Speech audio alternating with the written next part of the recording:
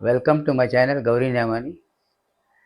ఈ వీడియోలో నేను 65, 70, 75, 80 వారు ఎలా ఉంటే బాగుంటుందో కొన్ని ప్రికాషన్స్ తీసుకుంటే అది చెప్పదలుచుకున్నాను. అవి చాలా సింపుల్, చేస్తే పాటిస్తే కొన్ని పెద్ద యాక్సిడెంట్ నుంచి తప్పించుకుంటాం. చాలా సులువైన సింపుల్ అవే. మొట్టమొదటి, ఈ వయసు వాళ్ళు బాత్రూంలో తలుపులు వేసుకోక్కర్లేదు, లోపల గడియ పెట్టుకోక్కర్లేదు.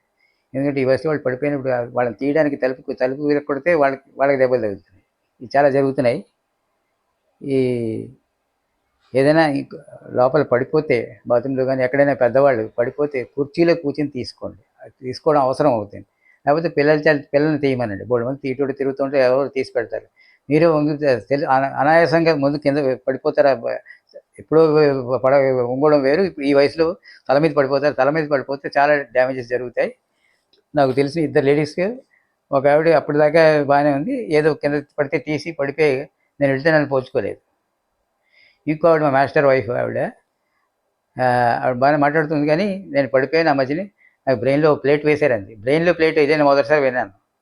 ఏదో కాలు విరిపోతుంది, నాకు రాడ్ వేశారు, ఇప్పటికే ఉంది ఆ రాడ్, కానీ బ్రెయిన్లో ప్లేట్ విన్నా ఇదే మొదటిసారి. అంటే ఎక్స్టర్నల్ కంపాటబుల్ బ్రెయిన్లో కూడా ఏదైనా పెట్టచ్చని ఎప్పుడో తెలిసింది నాకు.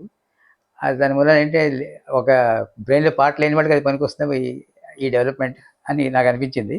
ఏదైనా కింద పడిన వస్తువులు కానీ, ముఖ్యంగా బాత్రూంలో సబ్బు పడిపోతే అది జారుతూనే ఉంటుంది. అది మాయ లేడీలేగా, దాని జోలికి ఎక్కడైనా వదిలేయడమే. ఆ రోజు సబ్బు రాసుకోతే కొమ్మలిపోదు.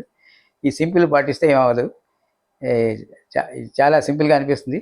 ఇంకోటి ఏంటంటే, కొన్ని సింపుల్ ఎక్సర్సైజెస్ చేస్తే వాకింగ్ అడవాల్సి వస్తుంది. వాకింగ్ అంటారు, ఇప్పుడు అనేక రకాల వాకింగ్లు. మోకాల నొప్పికి ఎప్పుడు పుట్టిన దగ్గర నుంచి ముందే నడుస్తున్నాం, వెనక్కి 50 అడుగులు నడిస్తే ఆ గుజ్జు కొంచెం ఇటుపక్క బ్యాలెన్స్ అయ్యి నడక బాగుంటుంది అని వచ్చింది. ఈ రెండు అయిపోయి కొత్తగా మనకు తెలిసి జాపనీస్ వాకింగ్ అని 3 నిమిషాలు స్పీడ్ మీద 3 నిమిషాలు స్లోగా నడిస్తే హార్ట్కి మంచిది. అది హార్ట్ బీట్తో బ్యాలెన్స్ అవుతుంది. ఇది మొన్న తెలిసింది, జాపనీస్ వాకింగ్ ఏదో. ఇలా ఇవి సింపుల్ ఐటమ్స్ ఉన్నాయి, ఇవి చాలా బాగుంటాయి. అలాగే కొన్ని మనకి తెలియవు. నేను ఒకసారి నర్మదా నది సాగర సంగమం, అది షిప్ జాయిన్ అవ్వడానికి వెళ్ళాను. షిప్ ప్లాట్ఫామ్ అంటే జెట్టి మీద లేదు, కొంచెం దూరంలో ఒక యాంకర్ పాయింట్ ఉంది. అక్కడ వింత నిచ్చెన ఉంది, ఏదో లంకాధాన్యం కాలుస్తారు అలాంటి నిచ్చెన ఉంది. నిచ్చెన వెనక బ్యాక్ రెస్ట్ చాలా దూరంగా ఉంది. నా వెడల్పుకి అది రెస్ట్ నాకు పనికిరాదు. అది దిగుదామంటే చాలా కష్టంగా ఉంది. నేను చెప్పాను ఆ కెప్టెన్తో, మీరు ముందుకు రండి నేను ఎక్కేస్తానంటే, కెప్టెన్ అంటాడు, షిప్ గ్రౌండ్ అయిపోతుంది తీసుకురాలేని టగ్ అంటే మీరే వచ్చిండే, కొంచెం దూరం నడిచేస్తే నేను మిమ్మల్ని ఎత్తుకుని తీసుకుంటాను. నేను అన్నాను, మీకు ఎలా ప్రమాదం, ఈ రొంత ఇది ఫ్రెష్ వాటర్ మార్ష్, ఇది భూమి, అది మీ షిప్ ఎలా గ్రౌండ్ అయిపోతుంది, నేను గ్రౌండ్ అయిపోతుంది, నన్ను తీయడానికి వచ్చిన వాళ్ళు గ్రౌండ్ అయిపోతారు, చాలా డేంజరస్, ఇది మీకు తెలీదు. నేను ఎందుకు చెప్తానంటే, నాకు అనుభవం. రాజమండ్రి ధవళేశ్వరం 132 kV ట్రాన్స్మిషన్ దగ్గర 3 పిల్లలు ముందుకెళ్ళి అలా కింద ఒకరి తర్వాత వెళ్ళిపోతున్న కేకలు పెడుతుంటే, 4వ పిల్ల చాలా తెలివిగా వెళ్లకుండా తినగా రిక్షా తీసుకుని ఇంటికి వచ్చేసి ఎన్నీసిపేట వచ్చి వాళ్ళ తాతగారిని రిక్షాలో తీసుకెళ్ళింది, అప్పారావు గారిని. ఆయన వెళ్ళారు.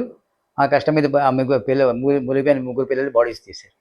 ఇది ఫ్రెష్ వాటర్ మార్ష్. ఇది అదే సీ వాటర్. ఊరంలో నేను జేఎన్పీటీ హార్బర్కి వెళ్తే మీరు పిలిచేస్తే నేను నడిచేస్తాను. అది సీ వాటర్, ఇది మార్షీ ల్యాండ్ ఉండదు అంత.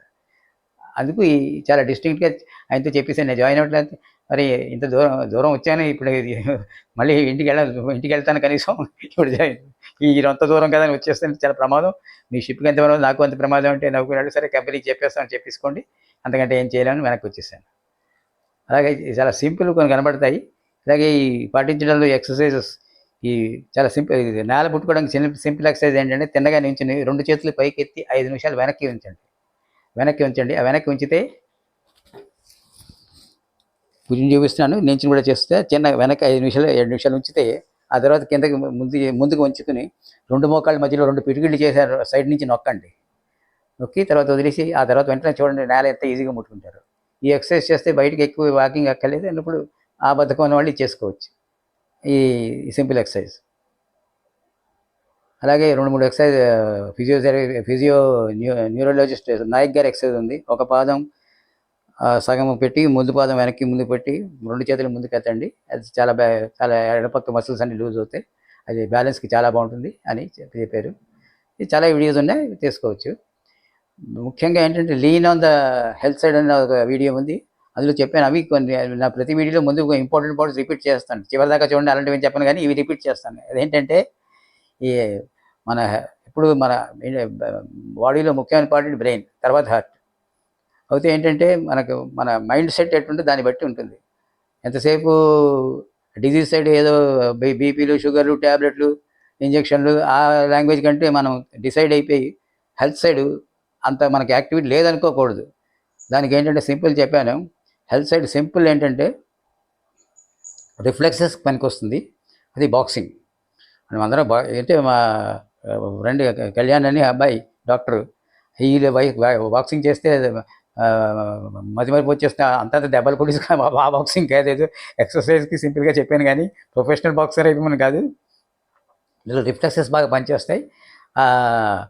అదేంటి శాండ్ బాగ్ మీద ఇంట్లో 4 గుద్దులు ప్రాక్టీస్ చేసి ఇంకో పార్ట్నర్ ఉంటే కొంచెం కొంచెం మూమెంట్స్ ముందుకు వెనక్కి వస్తాయి. రిఫ్లెక్సెస్ బాగా పనిచేస్తే బ్రెయిన్ బాగా పనిచేస్తే మిగతావన్నీ you are on the health side. మన ఇంకా డిజీజ్ సైడ్ లేకపోతే మనకు ఆ గొడవలు ఉండవు.